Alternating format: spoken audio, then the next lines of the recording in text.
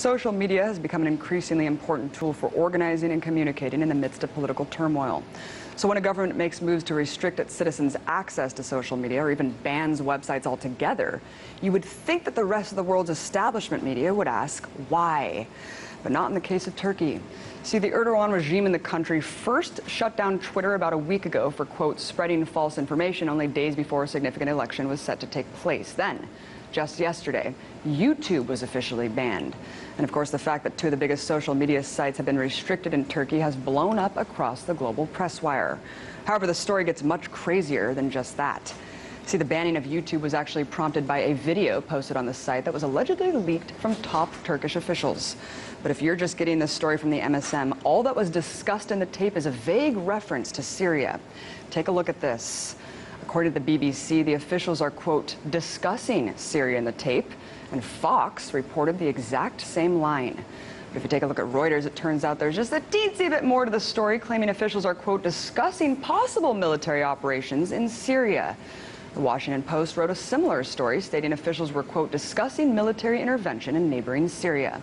But the most distorted interpretation of all came courtesy of the Jerusalem Post, which writes that the tape included discussion of, quote, a possible operation to secure the tomb of Suleiman Shah. Interesting, considering how a simple read of the transcript shows the exact opposite of what J-Post alleges.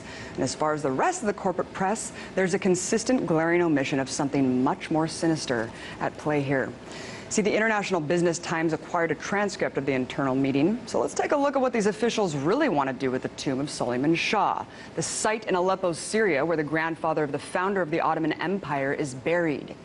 In the discussion, head of Turkish intelligence Hakan Fidan says, quote, I'll send 4 men from Syria if that's what it takes. I'll make up a cause of war by ordering a missile attack on Turkey. We can also prepare an attack on Suleiman Shah's tomb if necessary. So basically, Turkey's intelligence chief is saying that he's going to make up a false pretext to militarily intervene in Syria by hiring 4 men to attack his own country. So who are these 4 men he's talking about? Turkish soldiers? Well, one only has to read a little further to understand exactly who Fidan has in mind. The same group that seems to be fighting all the proxy wars in the Middle East, Al-Qaeda. As the Undersecretary of the Minister of Foreign Affairs explains, we're going to portray this as Al-Qaeda. There's no distress there if it's a matter regarding Al-Qaeda. And if it comes to defending Suleiman Shah's tomb, that's a matter of protecting our land.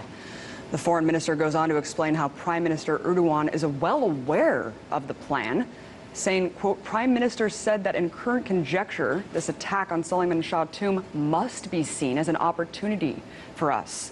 Followed up by the Deputy Chief of Staff saying it's a direct cause of war. I mean, what we're going to do is a direct cause of war.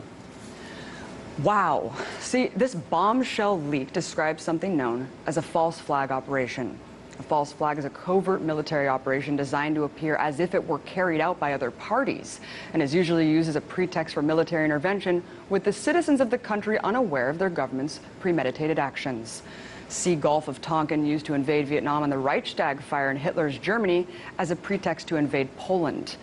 Now, listen, this phrase, of course, has been hijacked and misapplied to many events. But amazingly, anyone who simply acknowledges proven false flags throughout history is labeled a conspiracy theorist, which is why the mainstream media's refusal to discuss this covert operation should come as no surprise.